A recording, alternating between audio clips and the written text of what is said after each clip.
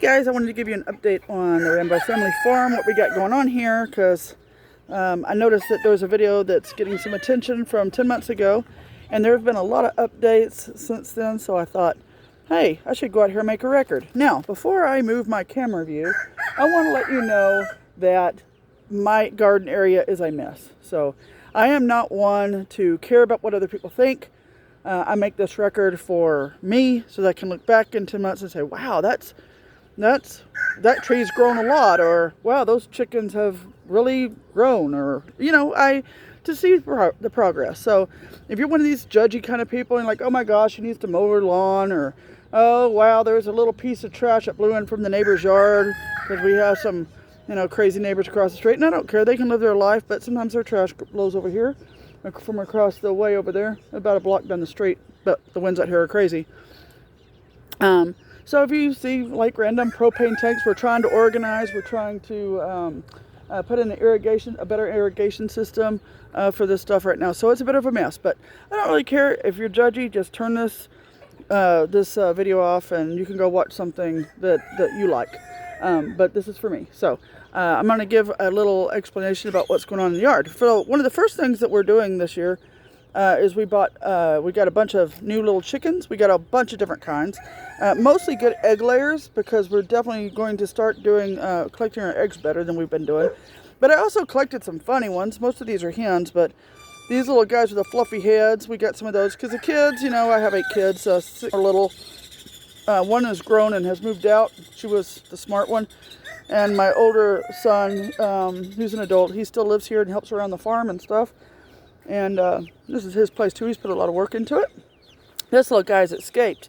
So we have this little area here cordoned off right now because we put a little shed over there for the new chickens with a fan and stuff in it to keep them, because it's 110 degrees right now. Well, not under all these wonderful shade trees that I have out here. Not here. It's a good 10 degrees cooler, 10 even maybe deep dark shade under that mulberry tree. Look at that. It's cool. The chicken up underneath that all day. So these are our little. These guys got loose. We got to figure out something to keep the fence better. But we're hoping these will provide us more eggs. I don't know if you've seen the inflation going on, but eggs are taking a huge hit. So right now the food is too. We're taking a hit on food. So over there in the greenhouse, which is a complete mess right now because we are actually building it and doing a bunch of stuff, and it's a mess, but we're going to be growing our own chicken food over there, and hopefully that works out. And so our peach trees, you can see from last year, they've grown significantly.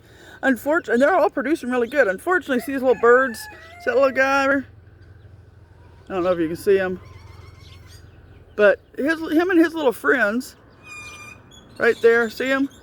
They're eating our food.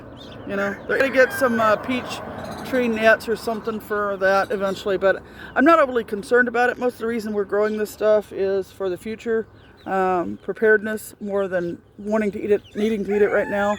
Inflation is hitting us really, really hard, but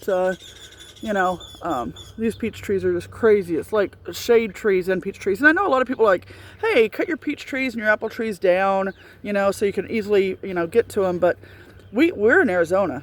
We need shade. And I'm fine with my chickens, and they do this. They'll jump up and eat those. See that peach down there? When they eat those peaches, I don't know if you can see that, or they'll jump up and eat the peaches, or jump up and knock one of the bottom layers of apples off, that we have going. And we got all kinds of different apples here. You'll see Ducky. We call her Ducky, I don't know why, but she's a fizzle, funky looking little thing.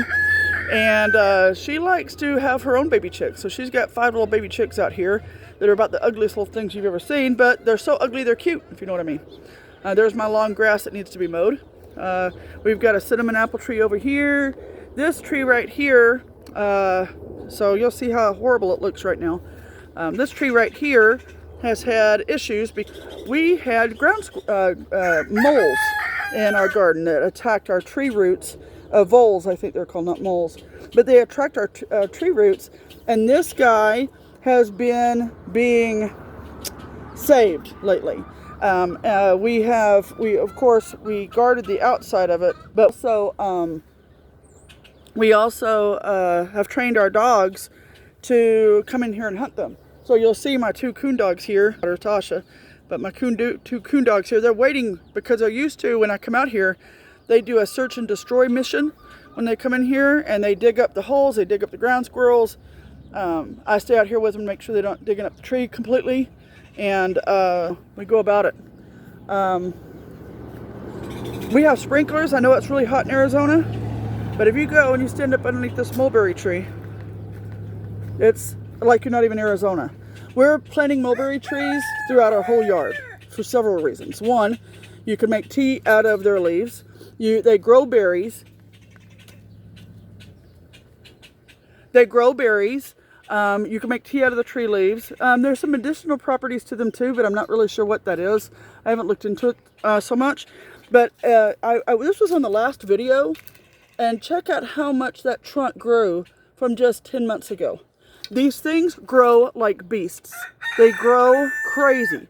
I'll go out here in the death of the Arizona sun. Oh my gosh, it must have got 10 degrees hotter just now.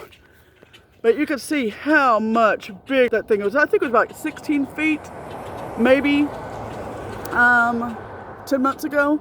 It's easily 25 now. Easily 25. And you guys remember our empress tree that we looked at with the big leaves? You guys remember that? Look at this gigantic thing. There's a little bit of a... Hi there, little chickens. Yeah. There's a little bit of a competition. I've got the 3 of the fastest growing trees in my yard. Shade trees. The mulberry, of course, produces fruit. So the birds love that, but so do my kids. Trying to keep them out of here and stop eating everything has been difficult. But I've got 4 of the fastest growing trees out here. The empress tree, of course, is here. We have the cottonwood tree. We just put this in the ground with a stick. We cut a stick off of another cottonwood tree, and we put it in here. Look how big this thing's gotten. Okay? It is trying its best to catch up with the empress tree and the mulberry tree. The mulberry tree is in the lead and produces fruit right now. It is growing faster.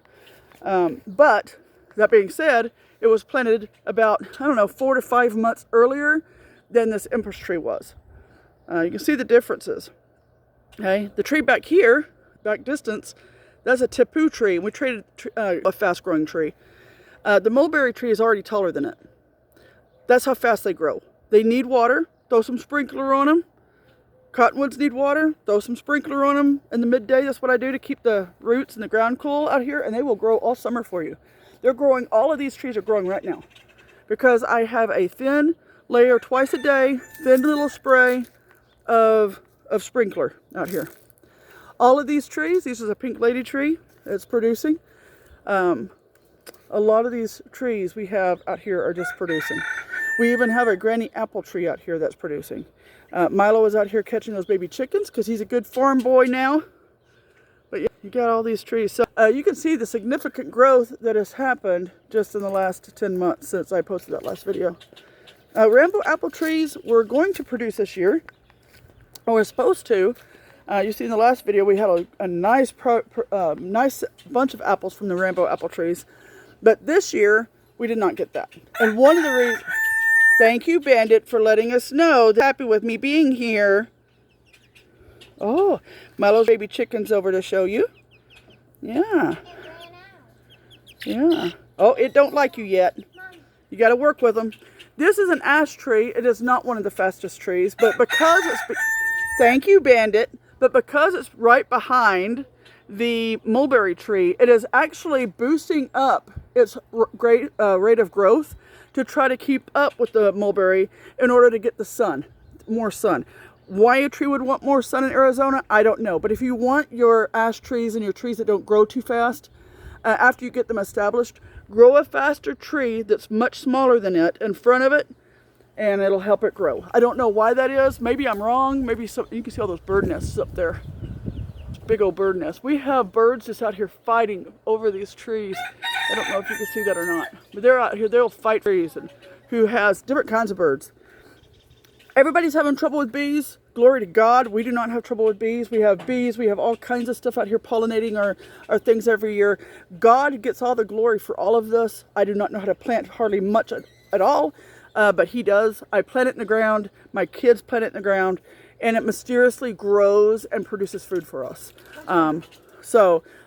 We don't, I mean, this was a bad placement. I'm thinking about actually moving these trees. I've moved a few apple trees that are this size, and they grew just fine after I moved them. So this is a Fuji apple tree that actually produced a few apples last year. People are like, Fuji apple trees? Their cold hours are like, chill hours are like 800. I know. The granny apple tree is like 600. We don't get that much chill hours. I don't know if the whole chill hour thing is as real as people want to say it is, because I think that if you have calcium in the right kind of soil, I think that and you water the crap out of apple trees, they're going to give you some love back. That's what I have found personally. And you know what? Everybody wants to complain about grass in your yard around your trees. In Arizona, one, you get mulch from the grass, because eventually it dies. But number two, the grass gives it a layer of a heat protection. So in Arizona, you might have problems with grass and up in the north where it's cold and stuff. But here, you want grass. You want something, mulch, something covering up around your tree. So this is the almond tree. And it is, right now, it is producing almonds. Let me see if I can find, there's some right there. I don't know if you could see that or not.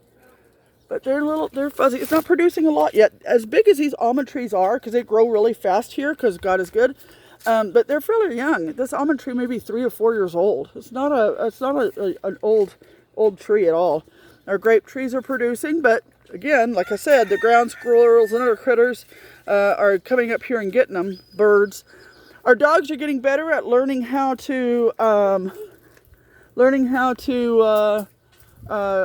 kill these critters. And I know that sounds cruel to some of you animal activists, but we're also providing the animals something. Hi, there's little Sadie's out here. And then we have TJ out here too. Yeah, we got lots of almonds, huh? And like I was telling you guys about, we have a lot of baby birds, a lot of bird nests in our trees, and this little guy fell. We didn't get to him in time to help him. So, now the ants got him. Ate him alive. Huh? That's the nest right there that he fell off. Oh, yeah, that bird didn't do a very good job on that nest. It's not very sturdy. Yeah, but look, there's another nest right. Tree's very sturdy. Yeah, that tree's awesome. And that tree's not very old. We shouldn't be, get down. Let's not climb our trees now. Not break it. It is still a young tree. I know it's really big, guys, but it's still a young tree. Those branches and everything, They're That's, yeah. So that's kind of a little update. Did you show them our real chickens? Yeah, I did. Did you want to pick one up? You want to show them the weird chickens a little bit better? Yeah. Get down off of the trees. Okay, Mommy. You have to go calm. Calm, yes. It's really important. I keep telling my son this. Milo is our chicken guy. He's the one that takes care of our chickens and makes sure it has food and water. And I keep telling him to put the food in the water underneath the shade. But there's the food once again out in the sun, Milo. So let's get that moved.